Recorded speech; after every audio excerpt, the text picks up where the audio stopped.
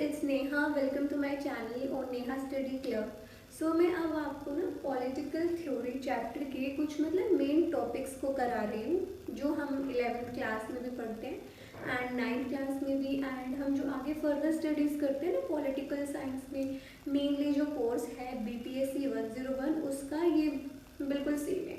सो इस वीडियो में मैं आपको बताऊँगी कि जो हमारी की थ्योरेटिकल कॉन्सेप्ट्स हैं उनकी इम्पोर्टेंस क्या है। तो सबसे पहले तो आप ये जानिए जो थ्योरेटिकल कॉन्सेप्ट्स हैं ये दो हैं। तो हम इसमें सिर्फ है ना इंस्टीट्यूशंस के बारे में नहीं पढ़ते हैं, जो उनकी अरेंजमेंट्स होती है ना हम उसके बारे में भी पढ़ते हैं। एंड ये एक सोसाइटी से दूसरी सोसाइटी में अलग हो सकती है क्योंकि क्या आइडियल्स उसमें प्रैक्टिस हो रहे हैं सिर्फ उसके बेसिस पे। सो हम स्टार्ट करते हैं हमारे फर्स्ट से कि क्या पॉलिटिकल थ्योरी है वो ख़त्म हो गई है। तो देखो जो 20th सेंचुरी है ना, तो सबसे पहले हम 20th सेंचुरी किसको बोलेंगे। देखो जो टाइम पीरियड होगा 1900 से लेके 1999 तक, इसको हम बोलते हैं 20th सेंचुरी। तो इसका मिडल हो गया, इसका मतलब 1950s में क्या हुआ, जो बहुत सारे थिंकर्स थे, हम उनको थ्योरिस्ट भी बोल सकते हैं, उन्होंने बोला कि जो पॉलिटिकल थ्योरी है ना अब वो डिक्लाइन हो रही है। एंड डिक्लाइन ही नहीं हो रही है, वो बिल्कुल ख़त्म होने पे आ गई है, उसका जो रेलेवेंस है ना वो भी बिल्कुल कम हो गया है। तो ऐसा एकदम से क्या हो गया कि जो पॉलिटिकल थ्योरी इसको सब बोल रहे हैं डेड हो गया, ऐसा क्या था? क्योंकि जो इस पे जो क्रिटिजम्स थे, जो इसको पसंद नहीं करते थे, उसकी कुछ वैल्यूज़ को वे बहुत उठने लगे, फिर इसलिए बोला गया कि डेड हो गया। तो क्या क्या चीज़ें थी? सबसे पहले तो नॉर्मेटिव थ्योरी। नॉर्मेटिव थ्योरी समझाने से पहले ना मैं आपको 2-3 थ्योरीज के बारे में बताती हूँ, जिसकी ना मैं डिटेल में ना आपको नेक्स्ट वीडियो में बताऊंगी। देखो हमारी जनरली कितनी थ्योरी होती है जो मेन होती है। देखो एक तो होती है नॉर्मेटिव, एक होती है एम्पिरिकल एंड एक होती है हिस्टोरिकल। देखो 3 थ्योरीज हो गई। नॉर्मेटिव क्या होती है? जो generally ideals, ethics and values की बात करती है। एंड एम्पिरिकल क्या हो गई? ई से पढ़ लीजिए आप, समझ लीजिए ई से एक्सपेरिमेंट्स, कि हम उसमें एक्सपेरिमेंट्स करते हैं, पूरे डाटा को कलेक्ट करते हैं, एनालाइज करते हैं, फिर करते हैं। एंड हिस्टोरिकल क्या होते हैं कि हम अब की प्रॉब्लम्स सॉल्व करने के लिए जो हमारा हिस्ट्री में हो रखा है ना कुछ, जो हमारे प्लेटो हैं या फिर एरिस्टोटल है, उन्होंने कुछ व्यूज़ दे रखे हैं, हम उनके व्यूज़ पे अब की प्रॉब्लम सॉल्व कर रहे हैं, तो उसको बोलते हैं हम हिस्टोरिकल थ्योरी। तो उसी में से जो हमारी 2 थ्योरीज हैं, एक तो नॉर्मेटिव थ्योरी एंड एक हिस्टोरिकल थ्योरी, इन तीनों को बोला गया ये कारण है जो हमारी पॉलिटिकल थ्योरी है ना इसके डेड होने की। देन इसके बाद जो हिस्टोरिकल फॉर्म है उसको लाने का, या जो उसको सपोर्ट कर रहे हैं उनके सपोर्टर्स को ही ब्लेम किया गया कि आपकी वजह से ही, आपके इस ओपिनियन की वजह से ये जो है पॉलिटिकल थ्योरी अब डिक्लाइन होने लगी है। तो कौन कौन थे? विलियम ड्यूरिंग, Charles H and George M Sabine. इसको मैंने आपको डेफिनेशन में बताया होगा कि इनका पॉइंट ऑफ व्यू क्या था डेफिनेशन से रिलेट करके। सो जो हमारी नॉर्मेटिव थी, जैसे मैंने आपको ऊपर ही बताया कि इसमें हम जनरली वैल्यूज़ की बात करते हैं। एंड हम नॉर्मेटिव अप्रोच को ना हम ट्रेडिशनल वैल्यू भी बोल सकते हैं, ट्रेडिशनल थ्योरी, ट्रेडिशनल अप्रोच भी बोल सकते हैं, क्लासिकल भी बोल सकते हैं, एंड साथ साथ में हम इसको फिजियोलॉजिकल भी बोल सकते हैं, फिलोसफिकल। ठीक है, ये फिलोसफिकल अप्रोच भी है, बट हमें ये नहीं चाहिए थी, हमको इसके अपोजिट चाहिए था कि लॉजिकल, कि अब इस स्टेज पे हम अपनी प्रॉब्लम्स को सोल्व फैक्ट लॉजिक से करें, जो पहली वैल्यूज है यार उससे तो ना करें। ऐसा ही इन थिंकर्स का मानना था जो इसके क्रिटिक्स थे।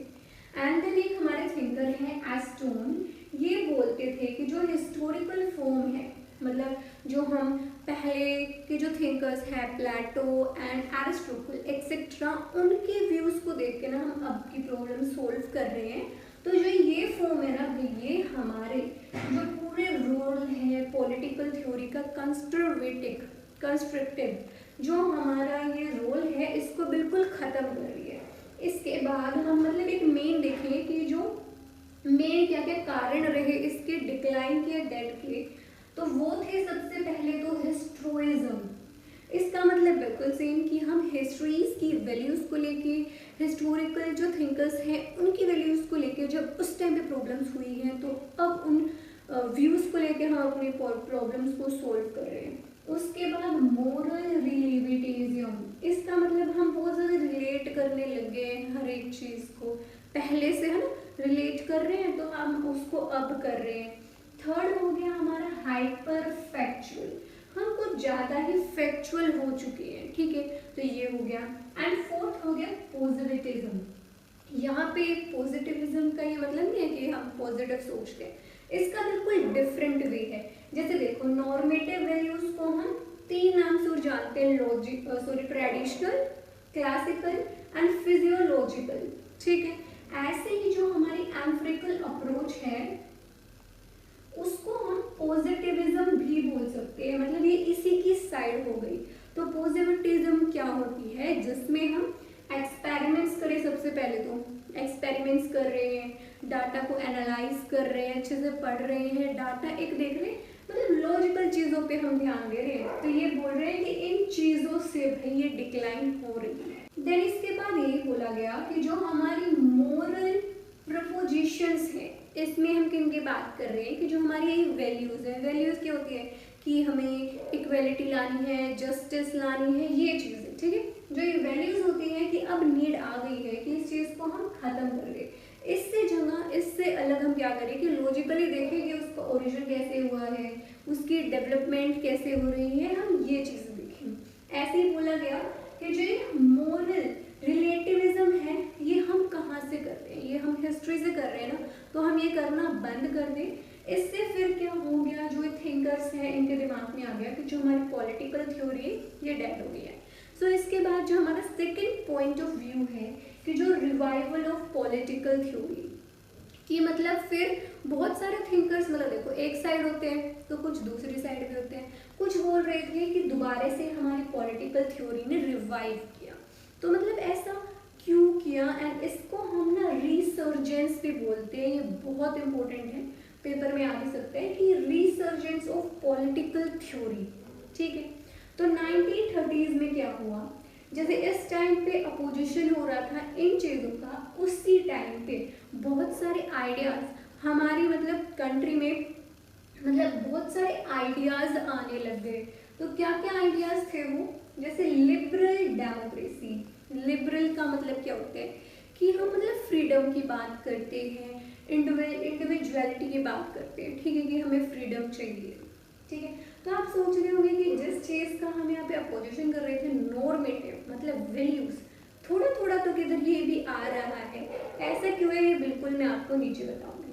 तो इसमें हम क्या क्या अपोज कर रहे थे, हम कर रहे थे कम्युनलिज्म, फैसिज्म एंड नाजीज्म। इन तीनों का मतलब क्या है, देखो कम्युनलिज्म ये होता है कि कोई एक पार्टी हो गई ना, वो मतलब उस पर रूल करती है पूरी कंट्री पे, यानी चाइना में था, आपको याद हो तो। एंड फैसिज्म क्या होता है कि मतलब एक जो आर्मी होती है, आर्मी एक अपनी पूरी कंट्री को चला रही है, वहाँ पे आर्मी रूल है।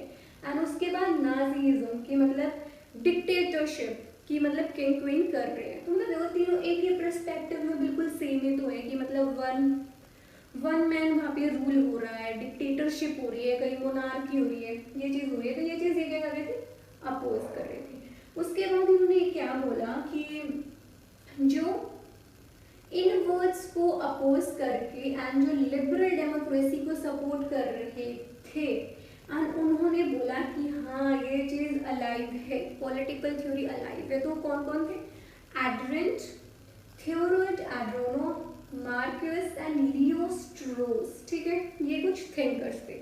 इसमें से जो हमारे फर्स्ट है एड्रेंट, इनका मतलब क्या वो था, व्यू पॉइंट।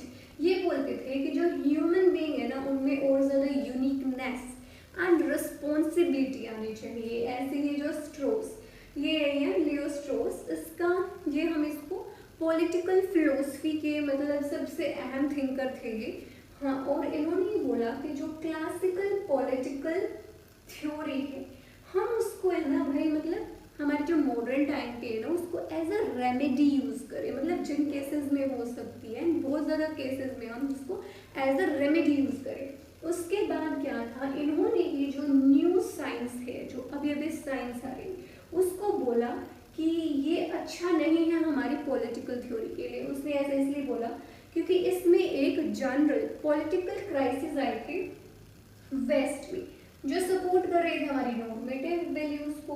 तो इन्होंने बोला ये हमारे उसके लिए अच्छा नहीं है। बट फिर उसके बाद क्या हुआ, आपने डेफिनेशन में भी देखा होगा, ये फिलोसफिकल एंड साइंटिफिक थ्योरी दोनों साथ में है ना। तो ये साथ में कैसे है, देखो आपने देखा लिबरल डेमोक्रेसी, तो यहाँ पे तो मतलब वैल्यूज भी आ रही है।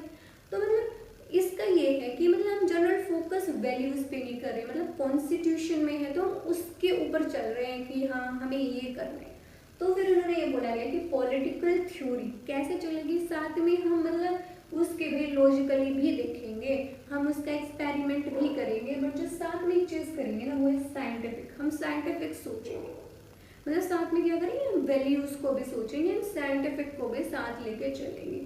तो इसी में ये है कि एक तरफ क्रिटिक्स थे जो बोल रहे थे डेड हो गई, उसी टाइम पे रिवाइवल भी हो गया हमारे पॉलिटिकल थ्योरी का।